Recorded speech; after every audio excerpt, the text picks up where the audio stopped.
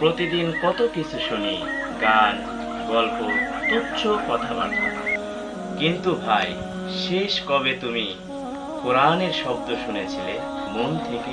এই কোরআন শুধু হুজুরদের জন্য নয়, কোরআন তোমার জন্য, আমার জন্য, আমাদের সকলের জন্যই নাজিল হয়েছে।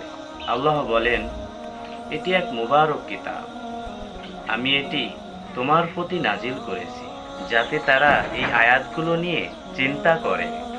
একটু ভাবো তো, যে কিতাব আল্লাহ নিজে পাঠিয়েছেন, সেই কিতাব তোমার ঘরে ধুলোবালি জমে পড়ে আছে। কোরআন পড়ো ভাই, শুধু সোয়াবের জন্য না, তোমার শান্তির জন্য, তোমার ভালো ঘুমের জন্য, তোমার চিন্তার মুক্তির জন্য।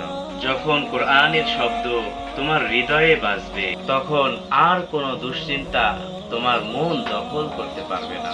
এই কোরআন রহমত, শেফা আর নূর। আর কোরআনের এই আলো আল্লাহ চাইলে তোমার পুরো জীবন বদলে দিতে পারে।